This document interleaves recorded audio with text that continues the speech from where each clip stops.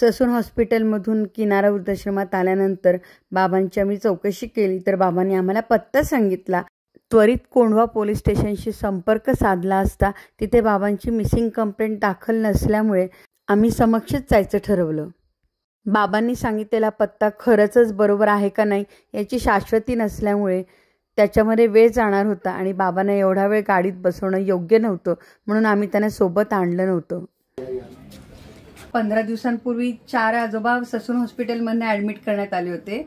आपण त्यांना प्रवेश दिला होता आपल्या किनाऱ्यामध्ये। तेव्हा आपल्याकडे एखादे निराधार आजोबा ॲडमिट होतात तर तेव्हा आपल्याकडून सुद्धा एक शोध मोहीम राबवली जाते त्यांच्या नातेवाईकांची।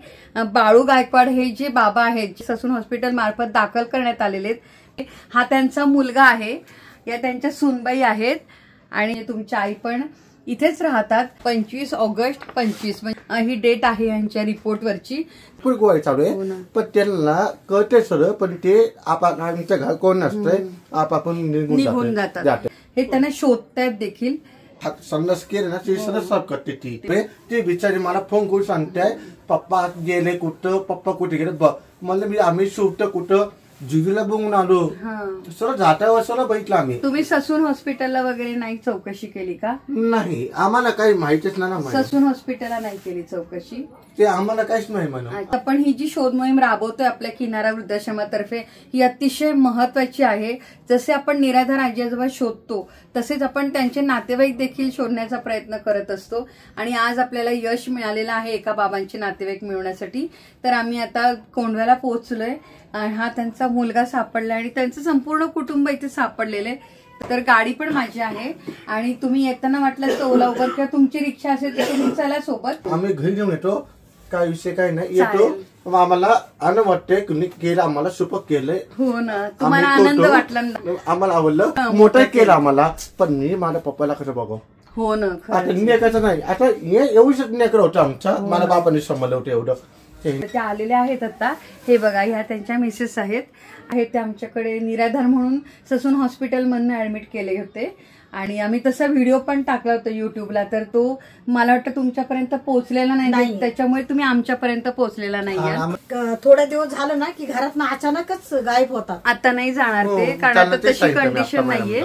तसं होत असेल तर आपल्याला एखाद्या संस्थेमध्ये त्यांचं पुनर्वसन करणं गरजेचं असतं नातेवाईकांकडनं। आमच्याकडे येऊन आता 15 दिवस झालेत आणि आम्ही सर्वे करतोच आहे, म्हणजे जेवढे आमच्याकडे आमचं किनारा म्हणून वृद्धाश्रम आहे, आमचा कामशेतला वृद्धाश्रम आहे। तर ससून हॉस्पिटलचे जे बेवारस किंवा निराधार आजी आजोबा असतात ना ते आमच्याकडे पाठवले जातात। माझे मिस्टर तुम्हाला सापडले, खूप मोठी गोष्ट आहे नाही का? मला म्हणजे खूप आनंद झाला। शोधत होतो पण आम्हाला नाही सापडले ते, कारण बरेच कुटुंब नाही स्वीकार पण नाही करत। कसं करणार नाही, इतक्या वर्ष आम्ही संसार केलात, मुलं त्यांची आहेत, जेव्हा ते चांगले होते तर आम्ही एक संघ एकदम चांगले राहिलेलो आहोत आणि आता त्यांच्यावरती तसा टायमिंग आला तर आम्ही नाही ना एकटं सोडू शकत। मी प्रत्येकाला सांगत असते की तुम्ही तुमचे आई वडील आहेत त्यांना स्वीकारा, तुम्ही त्यांना नकार नका देऊ। आज तुमचा व्हिडिओ 4 महिने झाले ते, म्हणजे त्यांना टॉयलेटला वगैरे आलेलं काही कळत नाही, तुम्हाला समजलंच असेल। आता तीच कंडिशन आहे, सगळं करतो। ही माझी सून आहे मोठी, रोजचे त्यांचे आतरून पांघरून रोजच्या रोज आम्ही धुवून घ्यायचो घरामध्ये।